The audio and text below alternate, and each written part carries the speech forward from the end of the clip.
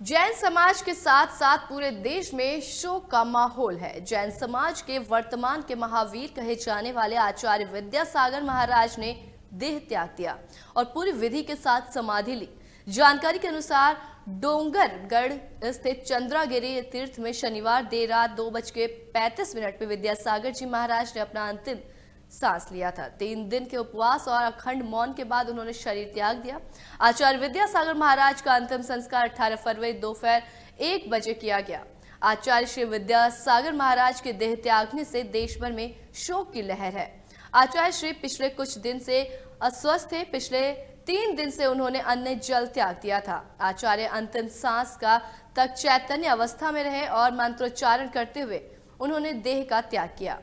वहीं प्रधानमंत्री नरेंद्र मोदी ने विद्यासागर जी के देह त्यागने पर अपना दुख प्रकट करते हुए कहा, आचार्य श्री 108 विद्यासागर जी महाराज जी का ब्रह्मलीन होना देश के लिए एक अपूरणीय क्षति है। लोगों में आध्यात्मिक जागृति के लिए उनके बहुल्य प्रयास सदैव स्मरण किए जाएंगे। जीवन अर्पण गरीबी उन्मूलन के साथ साथ समाज में स्वास्थ्य और शिक्षा को बढ़ावा देने में जुटे रहे। ये मेरा सौभाग्य है कि मुझे निरंतर उनका आशीर्वाद मिलता रहा। पिछले वर्ष छत्तीसगढ़ में चंद्रगिरी जैन मंदिर में उनसे हुई भेंट मेरे लिए अविस्मरणीय होगी। तब आचार्य जी से मुझे भरपूर स्नेह और आशीष प्राप्त हुआ था। समाज के लिए उनका अप्रतिम योगदान देश की हर पीढ़ी को प्रेरित करता रहेगा। आपको बता दें कि आचार्य विद्यासागर महाराज का जन्म कर्नाटक के बेलगांव में सदलगा गांव में 1946 में शरद पूर्णिमा के दिन 10 अक्टूबर को हुआ था। आचार्य विद्यासागर महाराज के 3 भाई और 2 बहनें हैं। तीनों भाई में से 2 भाई आज मुनि हैं और भाई महावीर प्रसाद भी धर्म के कार्य में हैं।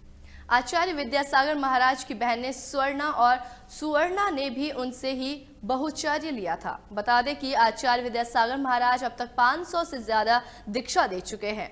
हाल ही में 11 फरवरी को आचार्य विद्यासागर महाराज को गिनीज वर्ल्ड रिकॉर्ड में उन्हें ब्रह्मांड के देवता के रूप में सम्मानित किया गया। साथियों, आज मैं समस्त देशवासियों की तरफ से संत शिरोमणि आचार्य श्री 108 पूज्य विद्यासागर जी महाराज को श्रद्धापूर्वक आदरपूर्वक नमन करते हुए श्रद्धांजलि देता हूं। उनके संलेखन समाधिस्थ होने की सूचना मिलने के बाद उनके अनुयायी शोक में हैं। हम सभी शोक में हैं और मेरे लिए तो यह एक व्यक्तिगत क्षति जैसा है।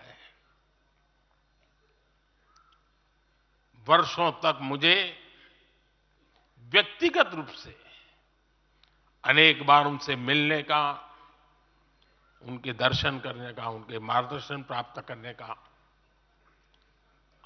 अवसर मिला है। कुछ ही महीने पहले ऐसा ही मन कर गया था, मेरे प्रवास कार्यक्रम को बदल करके बहुत सुबह सुबह मैं उनके पास पहुंच गया था। तब पता नहीं था कि मैं दोबारा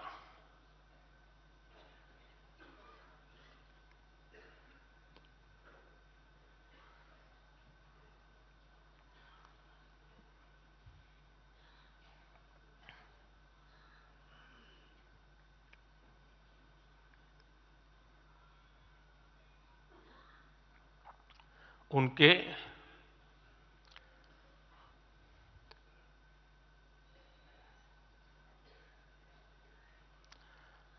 दर्शन नहीं कर पाऊंगा।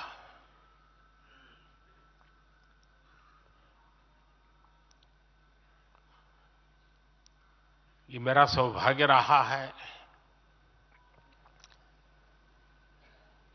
कि पिछले 50 से भी ज्यादा वर्षों से